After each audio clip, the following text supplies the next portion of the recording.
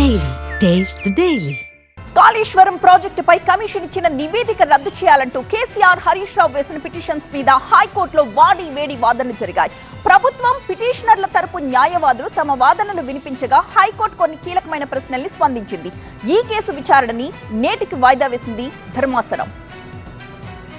కాళేశ్వరం ప్రాజెక్టుపై justice PC Ghosh commission నివేదికను రద్దు చేయాలని కోరుతూ మాజీ సీఎం కేసీఆర్, మాజీ మంత్రి హరీష్ రావు వేసిన పిటిషన్లపై తెలంగాణ హైకోర్టులో వాడివేడి వాదనలు జరిగాయి. కేసీఆర్ తరపున సుప్రీంకోర్టు న్యాయవాది ఆర్యం సుందరం వాదనల్ని వినిపిస్తూ జస్టిస్ పీసీ ఘోష్ కమిషన్ నిబంధనల్ని పాటించలేదని కోర్టుకు వివరించారు. నోటీసులు సరైన విధానంలో ఇవ్వలేదన్నారు. అంతేకాకుండా నివేదికను కేసీఆర్, హరీష్ రావుకు ఇవ్వలేదని, కమిషన్ సమర్పించిన నివేదికను ప్రభుత్వం పవర్ పాయింట్ ప్రెజెంటేషన్ ఇచ్చిందని న్యాయస్థానం దృష్టికి తీసుకెళ్లారు. రాజకీయంగా బీఆర్ఎస్ పార్టీకి, కేసీఆర్ కు నష్టం చేకూర్చేలా నివేదికను రూపొందించారని, పైగా ఈ కమిషన్ నివేదిక కాపీలను మీడియాకు అందించడంలో దురుద్దేశం ఉందని తెలిపారు. సెక్షన్ 8B, 8C నోటీసులు కమిషన్ ఇవ్వలేదని, తమకు కాపీ కూడా ఇవ్వకుండానే కమిషన్ ప్రభుత్వానికి నివేదిక ఇచ్చిందని, ఇది సెక్షన్ 8Bని ఉల్లంఘించడమే అని వాదనల్లో తెలిపారు. దీంతో అడ్వకేట్ జనరల్ కు ధర్మాసనం 3 కీలక ప్రశ్నల్ని సంధించింది. రిపోర్ట్ ను పబ్లిక్ డొమైన్ లో పెట్టారా, పిటిషనర్లకు 8B నోటీసులు ఇచ్చారా లేదా, రిపోర్ట్ పై ప్రెజెంటేషన్ ఇచ్చారా అని ధర్మాసనం ఏజీని ప్రశ్నించింది.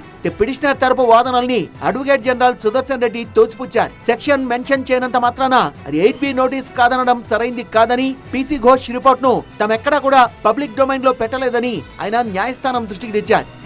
కమిషన్ నివేదికపై ముఖ్యమంత్రి సహా మంత్రులు మీడియా సమావేశాలను ఏర్పాటు చేసి రిపోర్ట్ పై పవర్ పాయింట్ ప్రెజెంటేషన్ కూడా ఇచ్చారని హరీష్ రావు తరపు న్యాయవాది వాదనల్ని వినిపించారు. మరోవైపు కోర్టుకు సమర్పించిన నివేదిక కాపీలు సరిగ్గా కనిపించడం లేదన్నారు సీజే. ఇందులో ఏజీ కలగజేసుకుని అసెంబ్లీలో దీనిపై చర్చించేలా ప్రభుత్వం ప్రణాళిక రూపొందిస్తున్నట్లు న్యాయస్థానానికి వివరించారు. ఇద్దరు పిటిషనర్లు కూడా అసెంబ్లీలో సభ్యులుగా ఉన్నారని తెలిపారు. అలాంటప్పుడు నివేదికను ఎందుకు బయటపెట్టారని హైకోర్టు ఏజీని ప్రశ్నించింది.